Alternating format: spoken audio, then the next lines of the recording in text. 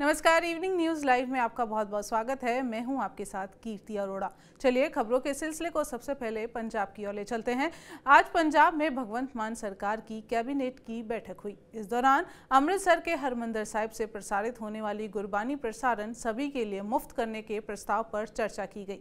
इस बैठक के बाद मुख्यमंत्री भगवंत मान ने कहा कि गुरबानी को सभी के लिए फ्री टू एयर करेंगे। उन्होंने कहा कि गुरबानी मुफ्त प्रसारण के लिए हम कुछ शर्तों को जोड़ेंगे। भगवंत मान ने प्रेस कॉन्फ्रेंस के दौरान बताया कि गुरबानी के प्रसारण से आधा घंटा पहले और आधा घंटे बाद तक कोई विज्ञापन नहीं आएगा।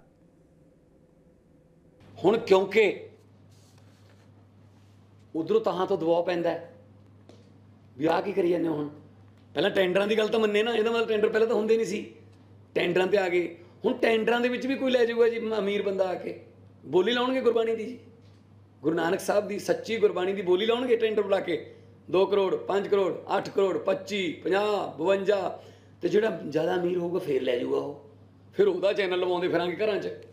बई तुसी हर बंदे नूं फ्री टू एयर क्यों नहीं कहते?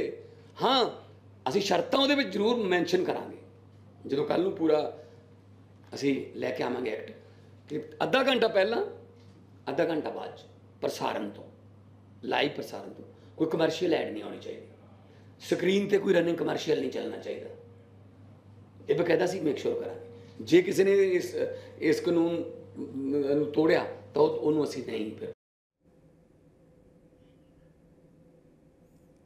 19 और 20 जून के लिए पंजाब विधानसभा का विशेष सत्र बुलाया गया। इस दौरान सिख गुरुद्वारा अधिनियम 1925 में संशोधन हो सकता है। फिलहाल हरमंदिर साहिब से गुरबाणी के प्रसारण का अधिकार एसजीपीसी ने पीटीसी चैनल को दे रखा है। भगवंत मान चाहते हैं कि गुरबाणी सभी का अधिकार है, ऐसे में इसके लिए कोई टेंडर नहीं होना चाहिए, ये मुफ्त होना चाहिए। एसजीपीसी ने भी इस फैसले का विरोध किया है। एसजीपीसी के अध्यक्ष हरजिंदर सिंह धामी ने एक बयान जारी करके कहा कि ये धार्मिक मामला है और इसमें सरकार दखल देने का अधिकार नहीं है। धामी द्वारा उठाए गए सवाल का सीएम मान ने कड़ा जवाब दिया है। ना तो मैं कोई शोध कर रहा ना ही मैं उहदे अधिकार प्रसारण दे किसी गौरमेंट के अदारे नूं दवा रहा, ना ही मेरा कोई अपनी भूआ का मुंडा है, ना ही मेरे किसी रिश्तेदार का चैनल है भी इनू दे दो। मैं तो गुरबाणी दे एक निमाणा सिख होने के नाते गुरबाणी दे प्रचार प्रसार वास्ते सारा आसमान खोलने का हकदार हाँ। खबरों के सिलसिले को आगे बढ़ाएंगे। केंद्रीय गृह मंत्री और भारतीय जनता पार्टी के वरिष्ठ नेता अमित शाह रविवार को हरियाणा के दौरे पर थे।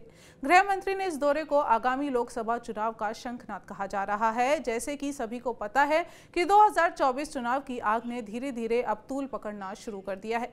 सिरसा में बीजेपी की रैली और अमित शाह के भाषण से कयास लगाए जा रहे हैं कि आने वाले समय में बीजेपी अपनी सहयोगी जननायक पार्टी के साथ नहीं बल्कि अकेले लड़ने के मूड में है। ये पहली बार नहीं हुआ जब अमित शाह ने 2024 के लोकसभा चुनाव में हरियाणा की सभी 10 सीटों पर अपनी पार्टी के चुनाव लड़ने का जिक्र किया है। इससे पहले 29 जनवरी को भी उन्होंने इस तरह का बयान दिया था। इस पर सीएम मनोहर लाल ने अमित शाह को भरोसा दिलाया कि आगामी चुनाव में हरियाणा की 10 सीटों पर कमल खिलेगा।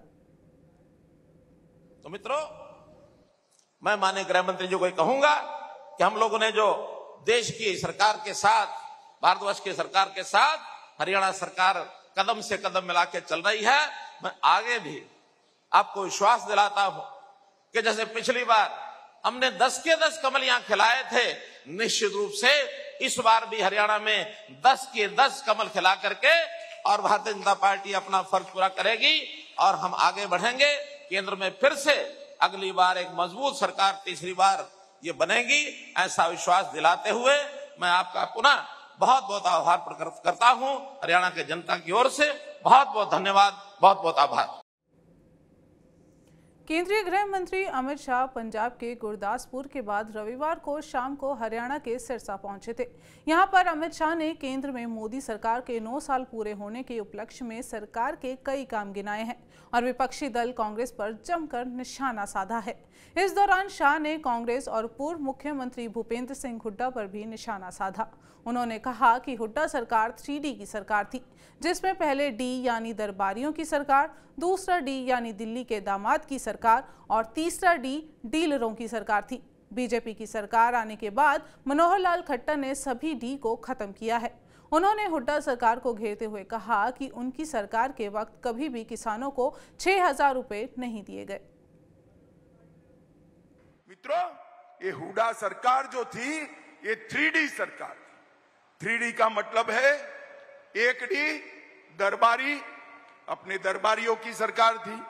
दूसरा D दामाद की सरकार थी। कौन सा दामाद, समझ रहे हो ना? अरे समझ रहे हो या नहीं समझ रहे हो?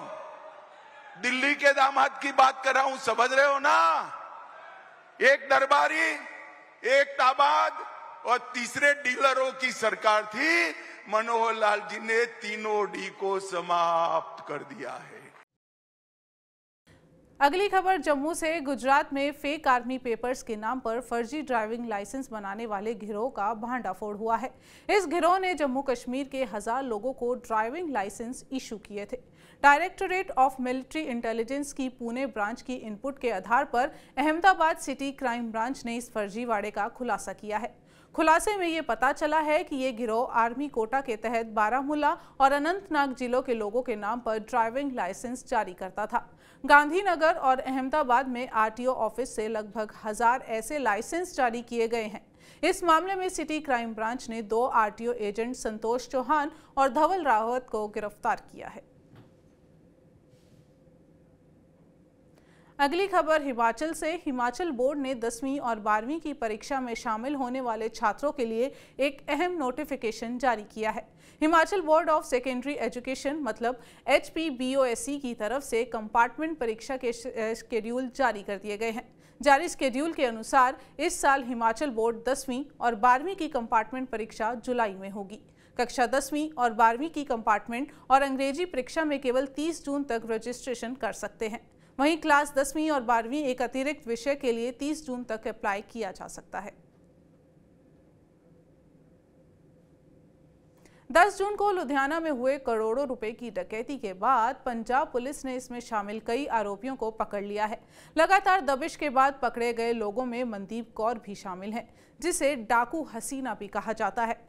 8 करोड़ 49 लाख रुपए की बड़ी डकैती के मामले में पकड़ी गई डाकू हसीना महज 10 रुपए की ड्रिंक की वजह से गिरफ्त में आ गई। डकैती के बाद आरोपियों की छानबीन में जुटी पुलिस ने आरोपी मनदीप कौर और उसके पति जसविंदर सिंह को उत्तराखंड के चमोली जिले के हेमकुंड साहिब के पास से गिरफ्तार किया है। ये लोग लुधियाना में सफलतापूर्वक डकैती डालने के बाद माथा टेकने के लिए हेमकुंड साहिब जा रहे थे। इस दंपति के अलावा एक अन्य आरोपी को भी पकड़ा गया है। खबरों में आगे बढ़ेंगे। कनाडा में कुख्यात खालिस्तानी हरदीप सिंह निज्जर की 2 अज्ञात बंदूकधारियों ने गोली मारकर हत्या कर दी। उसकी हत्या ब्रिटिश कोलंबिया प्रांत के सरे शहर में हुई है। निज्जर भारत के खिलाफ हिंसा और विध्वंसक गतिविधियों समेत कई विरोध प्रदर्शनों में शामिल रहा है। भारत सरकार ने हरदीप सिंह निज्जर को मोस्ट वांटेड भी घोषित किया था। निज्जर का नाम भारत सरकार के टॉप 40 आतंकवादियों की सूची में शामिल है। हरदीप सिंह निज्जर जालंधर के हरसिंहपुर का मूल निवासी था।